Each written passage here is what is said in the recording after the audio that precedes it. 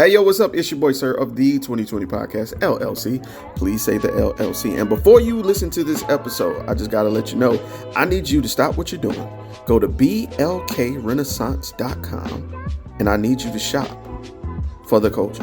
That's right. Anytime you use the promo code LLC20 at Black Renaissance Clothing's website, you will get 20% off your order. Off rip, no questions asked. So do me a favor and do it for the culture. Peace. Hey, this is KJ, and I have a question for you. When was the last time you got something nice for yourself? That's what I thought. So why not visit www.theblurredsyndicate.com and get something that will help you express who you really are. They've got shirts, mugs, purses, mouse pads, and even aprons for the grillers of the family. So, if you're a fan of anime, pro wrestling, or hell, even the Golden Girls, the Blurred Syndicate has got you covered. Also, if you use the code LLC20 at checkout, you'll get 20% off your order. So what are you waiting on? I got mine. Come get yours. And remember to join the BS.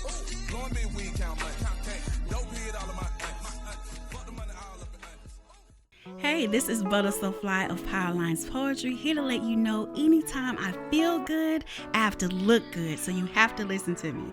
Make sure you go to gurudesigns.com, use a 3 instead of an E.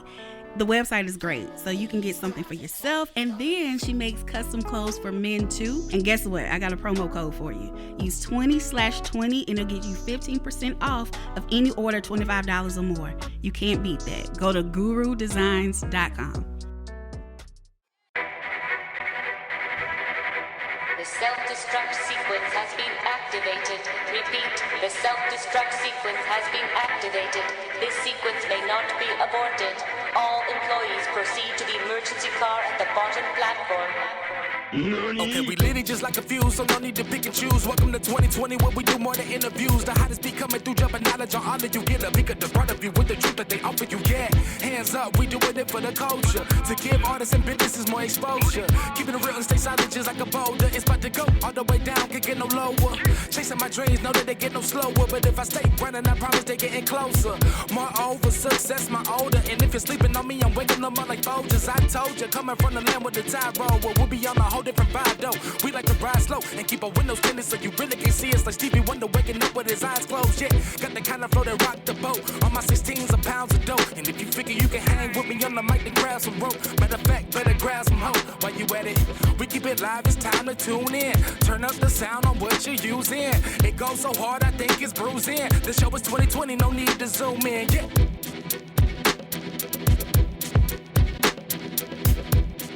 Damn. Now I know it says live, but it's just record only. So it's, Gotcha. An actual crowd watching us. The reason I didn't want to do them live is because just in case somebody wants to take something back, it's easier to edit. Exactly. Once this up is stuck.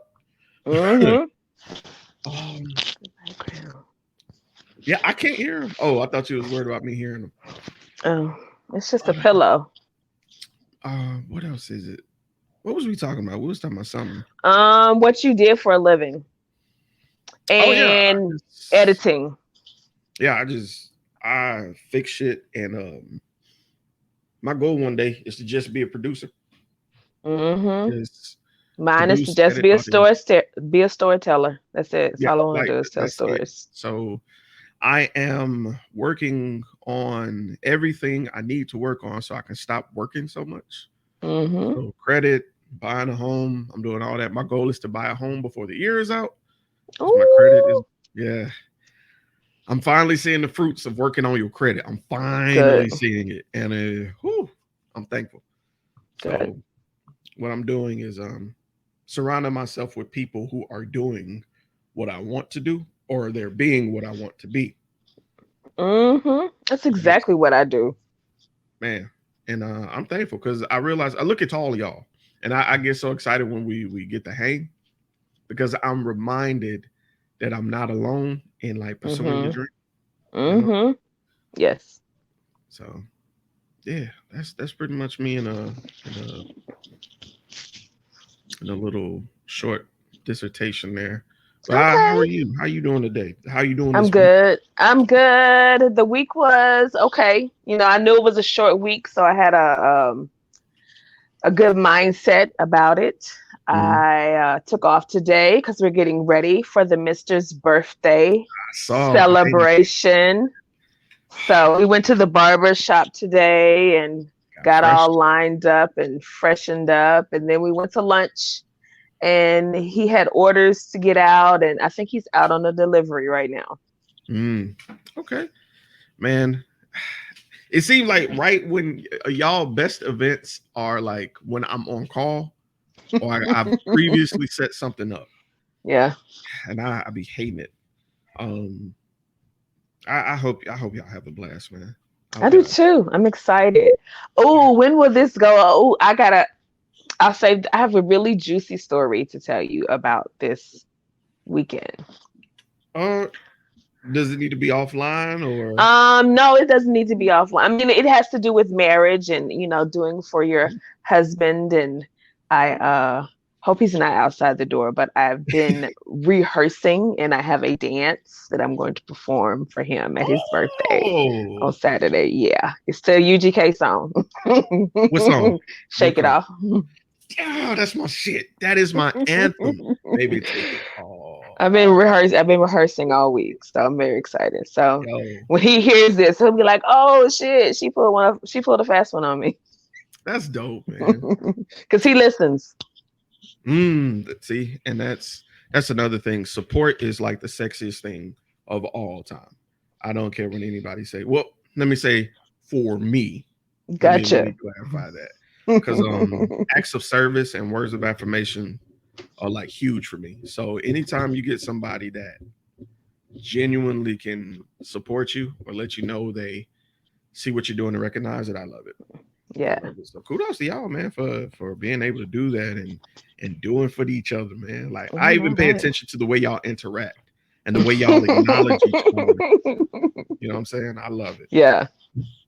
I love it. Yeah, I called myself getting in a little relationship, and it's when you haven't been in one for a long time, it takes some getting used to. Yes.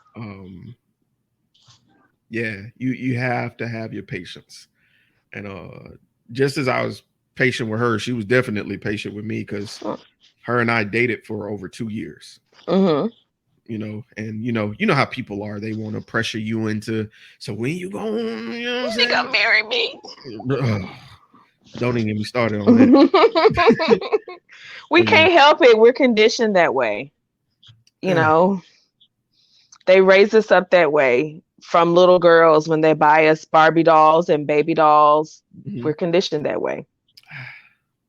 It's so. It's tough. Yes, man. And I understand y'all are under pressure and scrutiny, but pressure don't always make diamonds, man. No, it does not. And then the funny thing is y'all are conditioned exactly opposite. Boys are conditioned to go out and adventure, get an education, climb the mountain, and girls are given baby dolls and we're taught to be a mother. But you can't be a mother without a boy. You have to have the boy. And the boy's out adventuring. Yep. We're out there frolicking. I think we both should be conditioned to frolic. I fucking agree. Yeah.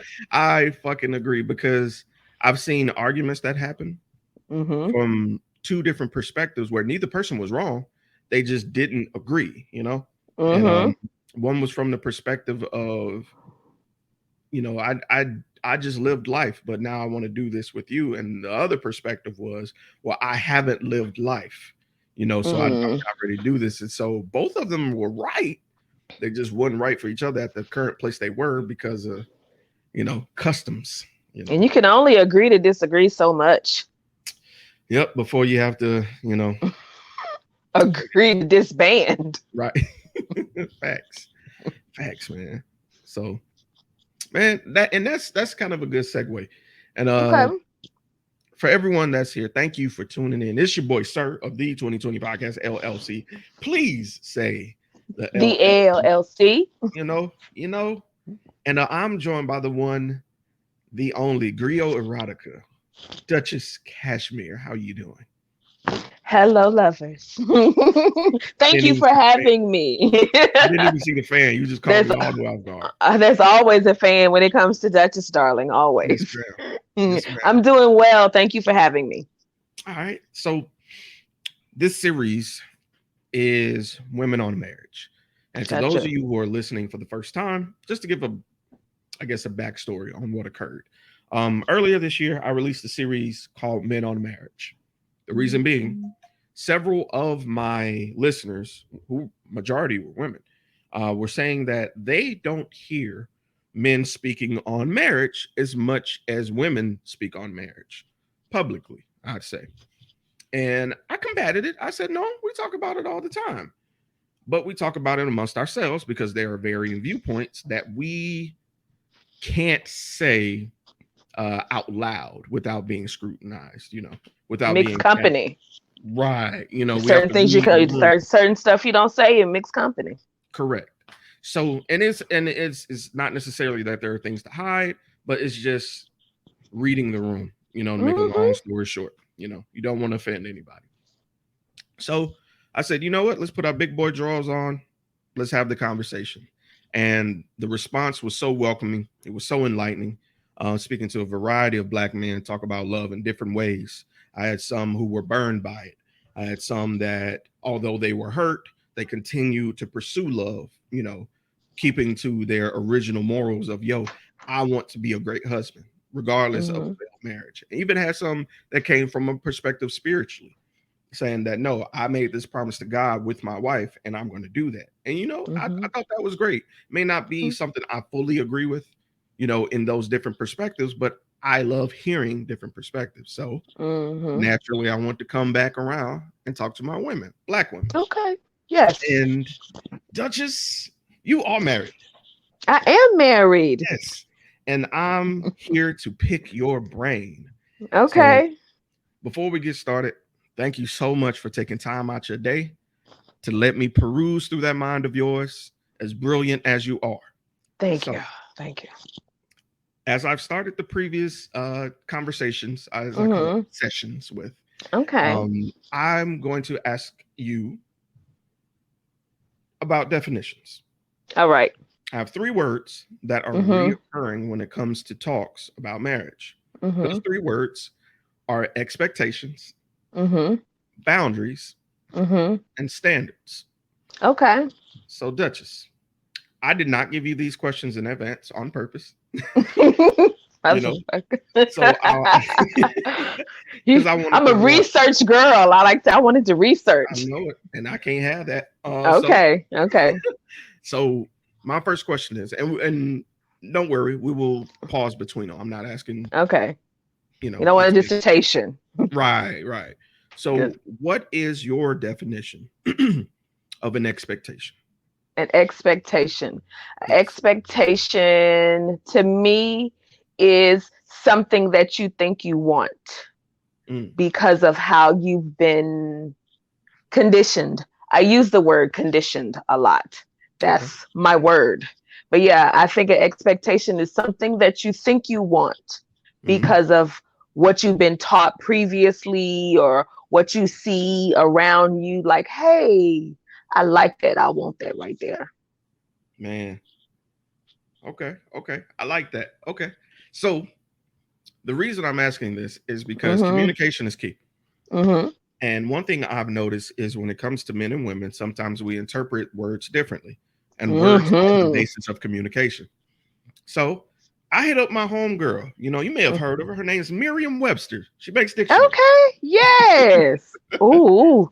So the definition, according to Merriam, of an expectation is something expected, the basis of expecting, and the prospects of inheritance. So when you receive something is what you have forward to when you receive something. So what you in your mind have the basis of what you think you're going to get when you receive something, when you inherit something, when you get something. So when you gain a boyfriend, a husband, or a mate, what you expect that comes with that. So yes, I agree with your point. All right. So the next word, boundaries. So, Duchess Cashmere, what is your definition of a boundary? A boundary.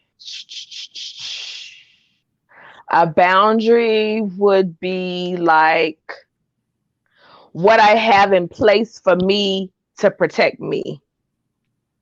Like, I always think about like big fences, like don't, this is my space right here.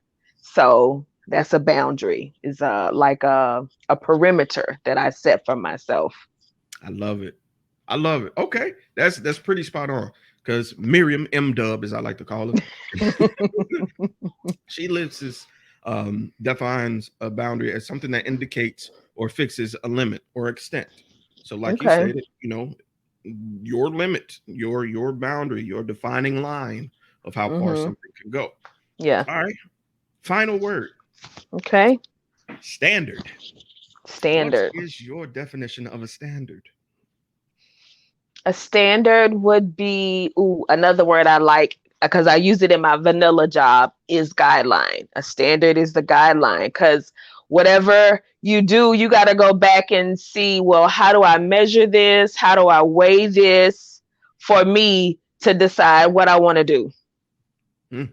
That's pretty spot on. All right. Standard, something established by authority, custom, or general consent as a model or example. I'm so smart. I'm like, damn, that's pretty good. Okay. Now, again, the reason that I wanted to peruse those, I do not like comparing people's definitions or saying they're right or wrong. Far from it. Okay. What I'm just trying to do is get a basis of understanding of how different people interpret things differently. That's the whole purpose of that exercise. Okay. So now let's get into it.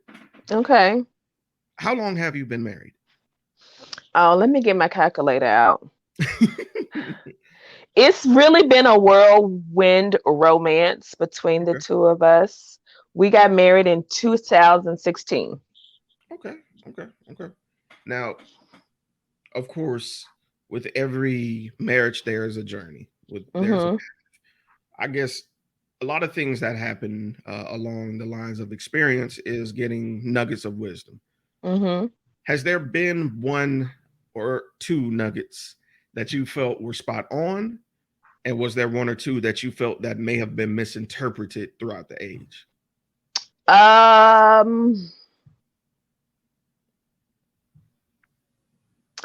Yes, I would say something that was spot on to me was, you cannot base your marriage off somebody else's marriage, because you don't know what's going on in that household. And then one thing that was like, man, was till death do us part. I agree. I think a lot of people hear that and they don't get the gravity of that. Yeah. We hear words now like a vow. We hear things now like promises, and they're so interchangeable, but those words are with the intent of a sort of permanent status. So I agree with you. Now, I feel that's the reason that some of those words have diminished in value is due to media. I think media portrays Black relationships in a marketable way, if that makes sense, where products can be sold and stereotypes can be easily enforced in a sense to drive a market, drive people to buy things. I.e., I'll give an example. I find that artists sometimes in music sometimes will go with the more controversial things in order to push units. Absolutely. But if that is what you absorb daily, if that is your outlet, music, if that's what you study religiously, I believe that can skew your view on what you believe to be true or not. Yes. So what are some things you feel that are, I guess, some outliers that can affect the way people view relationships as a whole? For one, like celebrity. Like celebrity relationships, and then like the whole romantic comedy genre of movies. Yeah, I would say those two things. You know, we grow up in this fairy tale world where we think, you know, romance and all of that is, you know, the bee's knees. And it's great. It is great, but marriage is more than just that. Okay. And let me ask you this. Okay. Yes. Coming from a society that, you know, we all know the age of rom-coms of I want us to have an argument and then us make up and be great again and all that jazz. Yeah. At what point does the boundary come in where you determine that, you know what, this isn't for me? I understand that other people may find this attractive, but I can't get down with that. What were some things that you saw personal? And I guess, you know, we can dive more into the personal questions. What are some things that you saw going on in the dating world that you just felt, I hear y'all like that, but not for me? Fun fact, I am ethically non-monogamous, but cheating is a huge thing for me. And not, you know, cheating in the physical sense, cheating in the dishonesty sense. So that, like, I hear y'all like, oh, girl, just let him be a man and pretend like it's not happening. No, I'm not going to pretend like it's not happening. It is happening. It's happening. And I hear y'all. That whole concept of one person, usually the man, being the leader and always being right, and the woman just having to submit to him at all the time. Okay, let's get into that, because patriarchy and misogyny. I was kind of waiting to get there. Okay. Typically, with the way things are skewed in media, it's kind of shown in that way, and because art imitates reality. So what are some things that I guess kind of stirred the pot for you growing up that you noticed that, you know what, I'm not really for the way this is going? Well, like, I didn't know many married people.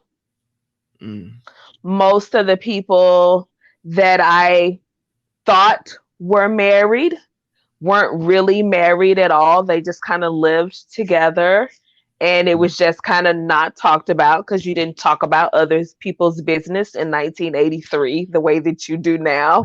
Right. And like, you just letting a man do whatever he want to do and talk to you any kind of way, and then like the woman cannot do anything. You know, she can't even dress how she wants to dress. I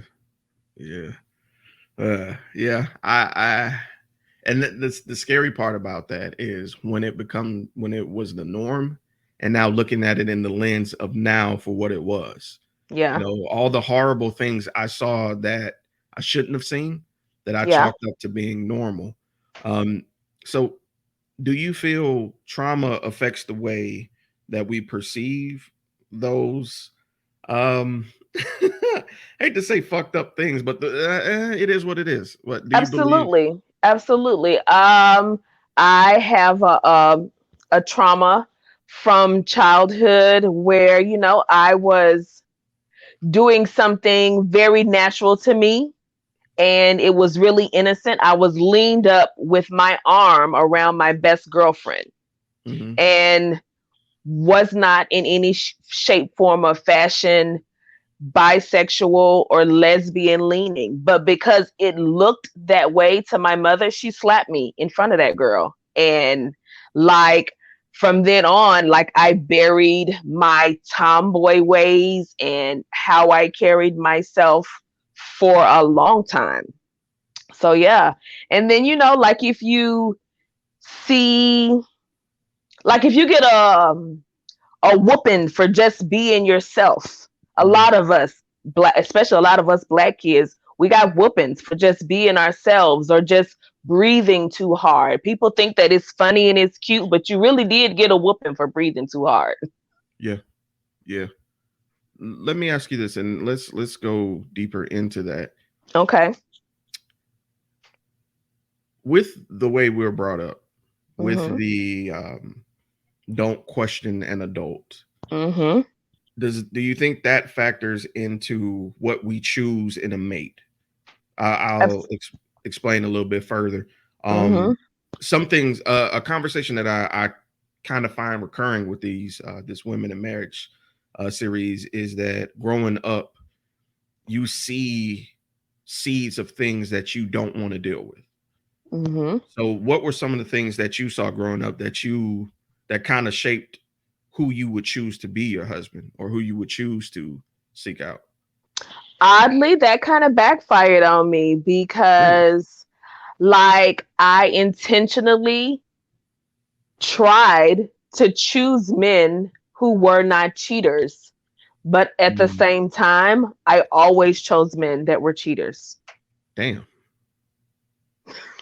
Damn. I always chose men that were cheaters. That's odd. And even on the flip side of that coin, I Hmm. cheated a lot. I was just better at it than they was. Hmm. Let me ask. So Okay. even though I was running from this thing, I didn't want someone to cheat on me, and I justify, well, oh, I didn't cheat on him until after he cheated on me first, type shit. But at the Mm, same time, two wrongs don't make a right. So yeah, I would be petty. He cheated on me, damn, I'm right, I'm cheating on him too. So even though that's something that I intentionally wanted, I can remember. Fun fact: my husband is my third husband. mm, I can remember having a conversation with my second husband when we were dating, telling him, I was like, look, my dad is a cheater. My mom was my dad's mistress for over 10 years. My grandfather was a cheater. My brother is a cheater. My uncle's kids live with us because they can't live with him. So my uncle is a cheater. I was like, every man in my life is a cheater, and I don't want my man to be a cheater. And man, it was 90 days that man was cheating on me. damn. Wow. How do And he you? still and I still married his ass. So hey, So let me ask. yes. With marriage, okay, with seeing that, Mhm. what I guess what causes us to overlook those things, those red flags? I don't know. I don't know what causes us. I don't know if it was the sex was good or the idea of the lifestyle that this person provided for me. Like, Mm, oh, if I could just deal with this little thing, he was in the military. He could give me a much better lifestyle than, I think it was the idea of the lifestyle that he could give me, that I just kind of, well, he'll stop once we get a little closer together. The relationship is still new. And then it was, well, he'll stop whenever we get engaged. And then it was, well, he'll stop whenever we get married. And then I was like, girl, bye. mm. No, you mentioned that this is currently your third. This is my third Man. husband. Yes. Three Okay. times the charm. It appears to be because I love It y'all's appears. energy, man. Y'all are yo. If you guys ever get to meet Duchess and Mister, they are just a ball of warmth. I don't know how else to explain it, but they are. Um. So this is what I want to know because I know Okay. divorce is never easy. It's Yes. never it takes its toll on people. I've seen it firsthand. Hmm. Did your expectations, boundaries, or standards change throughout any of those divorces or marriages? Did they even Absolutely. Yes. in what ways Yes. did they? I will say this: in my first marriage, I was strictly monogamous, and I was in my 20s. So I still had a really starry-eyed idea of how it was going to be. I was like, well, once I have this baby, we'll both slow down and we'll stop partying so much and we'll mature. And one of us did mature and one of us did not mature. And then in my second marriage, I was leaning into ethical non-monogamy and really wanted to explore that with him because, he would cheat and he would get caught. And then we would have these, long drawn out conversations of tears and forgivery and things of that nature. And I was like, well, look, there's options. Right. There's options. There's different types of lifestyles. If this is something that you want to explore, I've been thinking I might want to explore it too, but he couldn't do that right either. Mm-hmm.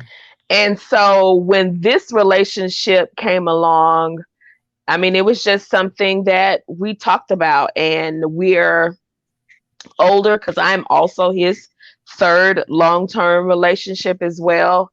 So we're able to just have those awkward and hard conversations with each other and compromise. I'm glad you said conversations. Mm-hmm. Communication, we hear communication is key. Mm-hmm. I'm of the volition of this.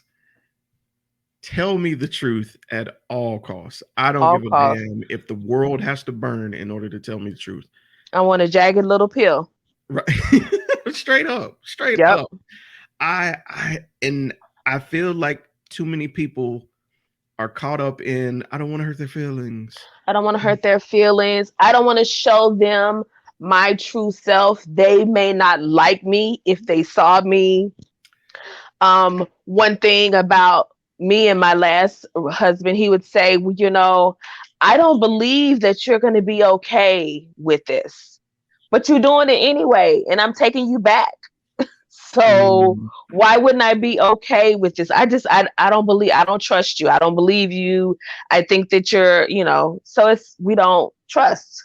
We're wary, we're skeptical, and we don't let that other person truly in to see sometimes something that we think is ugly, the next person may think is beautiful. Now, I do have a question in regards to creating that bridge of conversation. Yes. I frequently believe that Black women have superpowers. I believe y'all's intuition is unmatched. Mm-hmm. I firmly believe that. If we ask you a question, we already know the answer. Yes, Lord. Yes, I learned that a long time ago. Yeah. So I had to bump my head a few times. I ain't even gonna lie. If we ask you some strange off the wall specific shit, like, babe, what was you doing? What did you say you was doing on Thursday at 3:00? Mm-hmm. You caught. It's a wrap, nigga. It's a wrap. Just tell the truth, bro. Just tell the truth. So, what I'm trying to get our people to a point, because I really feel like people who listen to this can relate to these conversations. I'm trying to have those tough conversations. Like we talk about the wedding and, and all this, how to set up and what we need to do to date and all that. Fuck that. What are some practices of communication that you implied? Because I feel like people forgot the art of talking. Yes, people have forgot the art of talking. I find talking in bed while all the lights are off is very helpful to open up to your partner, because you're already in bed. A lot of times we already just had sex. All of that serotonin and oxytocin is still running through your veins. It still smells like pussy in the air. It's dark. You can't see each other. You don't have to look at each other in the face. That is the perfect time to bring up that awkward conversation, unless it's about business or money or something like that. But if it's about your feelings, that is the perfect time to do it. Interesting. Yeah, you're right. Because whenever I'm in my bed, that is like the final thing of the day. That is the last step of the day. If I can't relax anywhere, it's got to be here. So I think that's cool. And the Or intimacy involved there, mhm. you know. Or like a Sunday morning. I mean, or Saturday morning. Or like a Saturday morning, you didn't work, y'all laying in bed, the TV's still off. That's the perfect time to have that conversation. Mm. And like if it's about business or something, I suggest the breakfast table is the best place to talk about a hard business conversation. Hmm. Okay. At the table, it's more formal, it's more structured. You might need to have a pen and paper handy, things of that nature. You know what? I feel that. A money conversation is just as important as a sex conversation, in my opinion. Let's go ahead and get into it because you the griot erotica. Um, I've noticed a lot of times people are ashamed or scared to have the sex talk. Absolutely. Absolutely. And one thing is, how do you expect to give your full self to someone and not discuss that aspect? Hmm. Because you won't be fucking, so let's Yeah. not act like this person shouldn't know your body like that. Yeah. Um, And I think because we all have a little bit of, well, not a little bit, we all have sex shame, period. I No was matter trying to think what of a term. I like that word. no matter what religion you come from, no matter what culture you come from, like even if you grew up in a commune where there was free love and free sex, there's got to be there's something there, because I mean it's your family, your friends, something there. All of us are sex shamed in some shape, form, or fashion from whatever it is. And it's just something we do as humans, but we're very ashamed to talk about. That's wild. Now, because this is you guys with this is honestly for men to hear women talk about. I guess, when do you think is an appropriate time when courting, dating, or whatever to have the sex talk? We talk about when's a good time to talk about boundaries and Hmm. things of that nature and expectations. But when's a good time to talk about sex? I think that if you are monogamous, Mhm. then maybe, you know, 3 dates, maybe 3 dates. But for polyamorous, non monogamous people, Mhm. because sex has a different place in the hierarchy of our lifestyle, Mhm. first date. I agree. First date. I agree. Mm. And I think regardless of where you stand, whether you're, polyamory or, whatever lifestyle you live, just because it's at a different point, it's just as important of a conversation to have if you're going to be transparent. Yeah. Because I think And a lot even, of people are afraid to discuss their sexual compatibility hmm, because they feel they are compatible in other areas. And I think a lot of yeah. people don't want to feel like they wasted their time, so they try to thug it out. Mm. You know. And I mean, and even if you are monogamous, I mean, if you're comfortable about speaking about your sex life to that person and you know what you want, shoot, put it on the table. You might need to shock their ass so they can leave you alone because they're not the one for you. You got a point. You got a You point. might need to shock their ass, because what is the purpose of putting on this show for 3 dates? When you really were like, look, I like, I like impact. I'm into impact play. I think if you're into impact play, that's something you need to tell somebody very upfront, early in the relationship thing. That ain't something that needs to be a surprise to someone Now after they've developed feelings for you. I can hear the question in the comments already. Could you expound on what Mhm. impact play is? Oh, if you like getting spanked. Yeah, I literally heard the keys typing. What does that mean? And then, like, I believe that you should introduce your children early to people. I have a 20-year-old daughter, and I was always taught, don't bring nobody around your kids. Don't bring nobody around your kids. But what if you fall in love with somebody and then your kid is a demon spawn? Oh, because they out there, Jesus. Yes, and they don't mesh together. And like, that was a growing pain in our relationship. It took it was very delicate around our household with having a teenage daughter and a teenage stepson and a husband all in one household. It was, very touch and go dynamic from time to time. But I believe let the kids meet them early. Like this mom's friend. Period. This mom's friend. Okay. I can see that. I can see that because it gets to a phase of awkward sometimes, and kids aren't necessarily discreet. And I'm gonna say this, even though they may take my mother card away. What if you don't like that badass kid and you don't want to be with them? You done fell in love with them, and then they finally let you meet the kid after 7 months of dating, and you like, oh. Look. You need to put a switch on that kid's ass. Look, I'm so glad you brought it up first because I'm gonna be totally transparent with you. I tried it. A couple times. When I was dating, I tried dating, women who had kids. And it was my choice in women, but it was either a bad dynamic with the father of the children or my personal bad dynamic with the children, not being respectful to myself.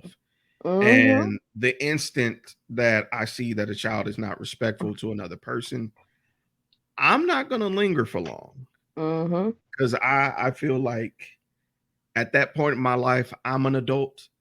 I don't have to deal with anything I don't want to deal with. So where she felt I was giving up soon, I felt I was keeping my peace. Yeah, I don't know. Right. But I mean, I have, I'm I live an alternative lifestyle. I have very alternative views. Like, don't even invite me to no kid stuff. Not really. Not even to the birthday parties? Not really, no. I cash app the baby something. I'm sorry. That's funny as hell to me. That's funny as hell. My baby is 20 years old. I cash app the baby something. Here you go. Let me buy the cake. I'll buy the cake. Oh, shit, I don't even do that. Damn. So I can definitely see that. Like if I didn't have a kid, I can see that. If I can see that. What if you don't like that little kid? Could I ask you a question? Yes. Now, after my bad experience, my preference has changed. I got to a point where I said, well, if she has kids, I can't do it. Okay, now, that's fair. I came out and said that publicly. They ate you alive, didn't Oh my God. I thought I was doing the right thing by explaining why and not lying. So why is it, and I got to ask you this, why is it that people feel that we can have a preference, but at the same time, when we state a preference, it's an issue coming from a Black woman? Now, I'm not saying like I prefer white women because I don't like Black women. I ain't talking about them. No. Yes. I'm saying if I state that I have a preference, let's say I can go on Facebook right now and be like, man, I love a dark-skinned woman. I'm going to get chewed out as being anti. Why is it seem to be okay for a woman to have a public preference and not a male? Because of the patriarchy. Because the patriarchy has made us think that men's decisions weigh more than women's decisions when really they're equal. I agree. Men's decisions don't weigh more. Just like, a man's decision to be a man whore doesn't weigh too much. It weighs, a few dimes. It doesn't weigh that much. But a woman's decision to be a whore weighs a lot.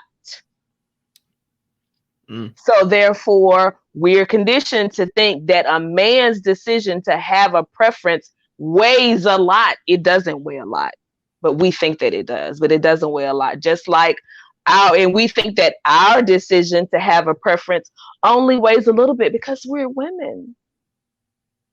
When really the decisions are equal because men and women are equal. Man, you just made some shit make sense for me. 100%. 100%. Because I'll be honest with you, the reason that a lot of guys aren't having these barbershop talks out in public is because the backlash. It just feels like whenever we're invited, it feels like a trap, honestly. I hate to say it that way. It feels like we're invited to this dinner table. It's glorious. There are candles, nice food, but the instant we pick up a fork, we're attacked or it's poison. And so it's just taught a lot of men to shut up. So the Men on Marriage was me just creating that safe space to just, whether you said something controversial or not, talk your shit, and I want to do the same thing for you guys. Yeah. So, and they really feel that way. And so we can't negate their feelings because they really feel that way. They really believe that in their heart of hearts. So we do got to find a delicate balance in order to communicate better with each other. Ooh, how do we do that? Like, how do a stranger, because everyone's quick to get offended. Let's just call a spade a spade. How do we, as a community, because I can't talk for everybody, I just want to start with us, Black people first. No disrespect to other people who are listening. It's just this series is catered to my people. Okay. As Black people, how can I set the table to invite Black women for a dialogue that doesn't appear to be loaded? How can I make you welcome to a conversation, Black women? I think that once you start to put your video footage up and women see that it is an open dialogue, that the other women that you have interviewed are able to express themselves freely and openly, then they will be more open to it. But I think I answered the question wrong because you were talking about as a community, right? I'm gonna be honest with you. Yes, but that answers a question that we had off camera. Because okay. For those of you who have no idea what the hell I'm talking about, I'll explain. I did an open casting call for these series of interviews on Facebook, and I had well over 30 women instantly reply, and I booked them. And out of the 14, 15, 16 or so that I had booked, only 3 actually showed up. Now, I know some people have things come up. I get that. But not that many coincidences in the world. I understand people get nervous, Yeah. So I want to create a space where you don't have to feel like this is loaded. This is not a chat room. This is just us having open, free dialogue. It's not even live. Gotcha. Yeah. And like from a community standpoint, I think we need to, I saw something recently. I'm working on a workshop and I'm going to call it the salon. I think we need to bring back that concept of salon where we're getting together to talk about things. We get because we have kickbacks, we get together, we play spades, we dance, we have lifestyle parties. Hey. But are we getting together to talk to each other? Because I think that a lot, when you're in a big crowd and there's lots of women commenting on something in social media, there is a lot of because you can't hear tone and things of that nature in chat. But when you're sitting across from someone and, you got good sage in the air and it's a safe space where people can talk, I think those are the types of conversations that can really change people's mindset. I like that idea. I like that idea. I miss those days of just a good old unplugged roundtable Yes. of just different views. I've attended a few actually where um ironically my first one I attended was actually at a church. Didn't think Okay. that would happen. Blew my mind. Okay. Because I grew up apostolic, which is very similar to Pentecostal, so it was very strict. And there was a round table at Sunday school that was with the young adults, and it was just free. And I was like, where can I create this and keep this going for us? Because it didn't feel like you were talking to someone who expected something out of you. You know? It just was just people bearing themselves, and it was interesting. It made us closer. There's a comedian. It's the show's on HBO Max. And so like every week they pick a topic and they have these salon conversations about these particular topics. And then she goes off and she does some commentary. But I think we need to bring that back because, you know, if you think about it, like all of our Black Greek organizations, our fraternal organizations, our Afro punk music festival, all of those things started off as a small group of Black folks got together and had a talk and decided, let's do this together. You know, and you know, they had some intelligent conversation and they made some shit happen. I think we could do the same thing with relationships and marriage and sex and things of that nature. I agree. I think the instant we can create that space where people feel comfortable, I think a lot more points of view will emerge. You know, when people have the courage of not being judged, we can have these conversations more honestly, because it feels like a lot of people are just capping. They're just lying, just out loud, you know. And then, you know, earlier we talked about being submissive. You know, I feel like submissiveness has a place. I am my husband's submissive, different kind of submissive, but I am. And I think, you know, for in today's age and society, if a woman went online and was like, you know, I can't wait to get married so that I can be submissive to her husband, the rest of the women would be like, don't do, you know what I'm saying? They would eat her alive. So I believe in like openness even on both ends of the spectrum. So even like those perspectives, people are even afraid to express themselves in that way because they're afraid of being canceled and things of that nature. Yeah. Boo that. If telling the truth is going to get us canceled, I don't want any part of it. I'm just be honest with you. I'd rather live in truth rather than be around a bunch of people who are fronting and they know they're fronting. Yeah. Because I feel at the end of the day, when it's just you by yourself, you cannot bullshit yourself. You can try. Yeah, you can try, but you can't. But like, you know, just we're afraid. We're afraid to even express ourselves and what we want to even our partners because we're afraid of what they're going to think or say or feel about us. Isn't that scary? Like we're so ready to commit to someone, but so afraid to reveal yourself. Yes. Like I can imagine, like I know some people, you know, they're so excited about their wedding and like, girl, for real? You for real? But then at the same time, you got to be happy because you don't know what's going on behind closed doors. So this it's such a double-edged sword. But I think that, you know, people who have successful long marriages, they're not really telling us the real secret and how they do it. They just, you know, throwing a bunch of, you know, we just some old cliche, you know what I'm saying? You know how they just, you know, we just learn to love each other, I guess. No, tell me what you did exactly. Right. And you said it honestly earlier. We see these celebrities and try to imitate what we believe that they're doing for happiness. And your marriage is catered to you guys. Y'all have your own fit marriage. So the best way to have the best one is to know each other the best way you can. Right? And I think another thing is like, so we're so afraid to try new things because we say, well, oh, mom and daddy did it this way, big mama and big daddy did it this way, uncle and auntie did it this way. It's okay if you choose to do your marriage a different kind of way. It's okay. I agree.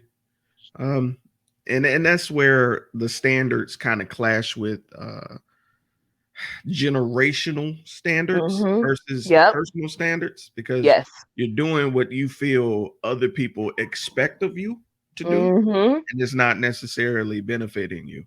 Yeah. And I imagine two people doing that, and I can see how Yeah. that wouldn't work. I oftentimes I think, what my mom would think about my lifestyle in being polyamorous. I don't know. I mean, she was polyamorous herself, just on a different side. She was my father's mistress for over 10 years, so she herself was polyamorous.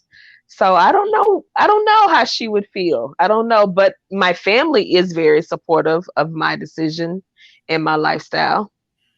I think that's amazing. A lot of people don't have that support, and to those Exactly. that don't, I if you can brave it out to still pursue your happiness, I will salute you even more. Yeah, I feel like they will DM me. find their You can tribe. eat. You can come eat at my house.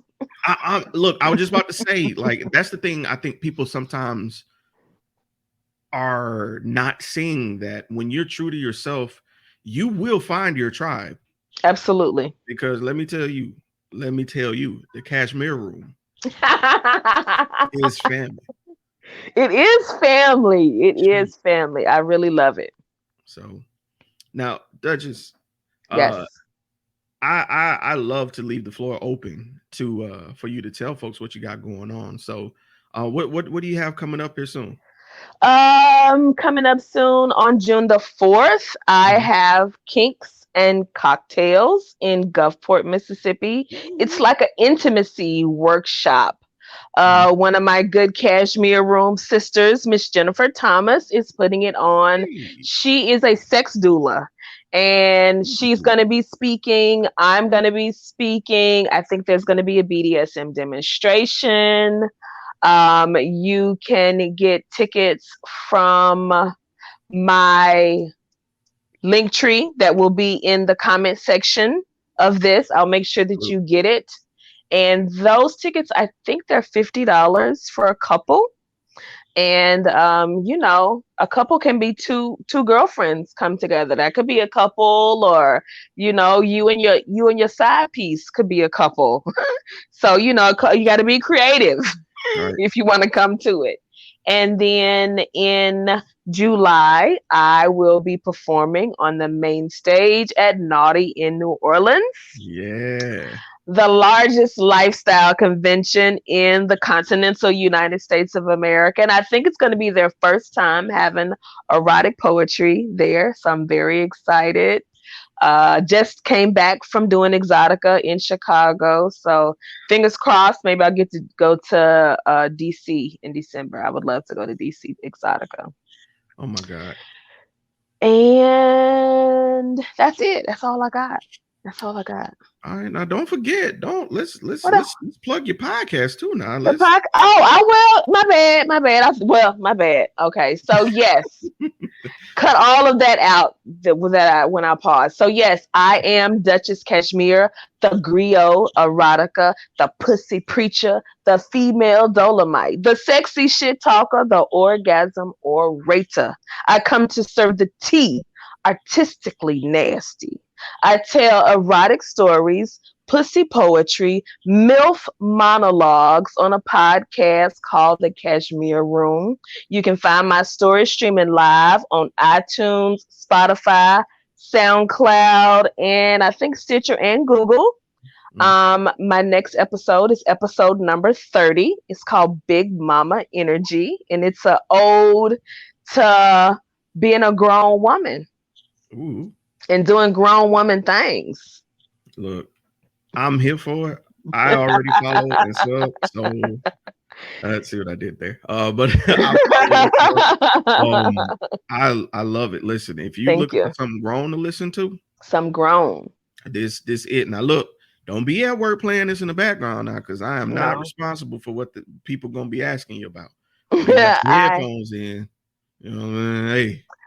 I have a growing number of fans who love to have sex to my podcast. A lot of them, that's the conversation that they're giving me, that they're making love to the Cashmere Room. So I'm very excited. I can see why. Yeah. I can totally see why. Yeah, that's hot. That's Thank you. All right. Well, Duchess, thank you so much. You're welcome. Thank you. And doing this interview with me. This one-on-one conversation honestly was a long time coming. We should have did this a long time ago. Actually, we were supposed to, but adults be adulting. Yeah. So we will have to do this again. I'm gonna have to get you physically here next time you're in town. Yes. Because you really want to be right across from me, Jeremy? Yes. I'm sorry, sir. You really want to be right across from me, sir? Yes, ma'am. I want the smoke. Because honestly, we need to do a candid conversation. And candid convos are typically, if we can help it, in person. Because conversations are different virtually versus in person. Absolutely. You know, the energy is different, definitely different. I want to breathe your air. Yes, ma'am. My ass for the breathing for you. Sure. the way, because to those of you that don't know, she's featured on the Safe Word before, and it was posted here. The Safe Word. Shout out to Mr. Everlasting and Mystique, and it was a glorious time, a great conversation. Yes, it was. And I was like, I can't wait to interview myself. I can't wait to interview myself. So we definitely. Well, then it's unfinished then. So, we still have to continue manifesting that until we get it. I have a bucket list on my wall of candid combos I want to do, and you're on my wall. Okay. Oh! So, yes, ma'am. Just want you to know that. Okay. All right. Well, Duchess, thank you so much. Love you. Thank you. The moon. Thank you. Give my regards to Mr. And I will. This has been your boy, sir, Duchess Cashmere of the Cashmere Room, and we are out. Thank you. Hey, this is Mystique. This is Mr. Everlasting. And this is the Safe Word. Safe Word. Y'all make sure y'all join us every first and third Friday of the month. Every month. We are in season 3. Season 3. Y'all already know what it is, man. Tap in.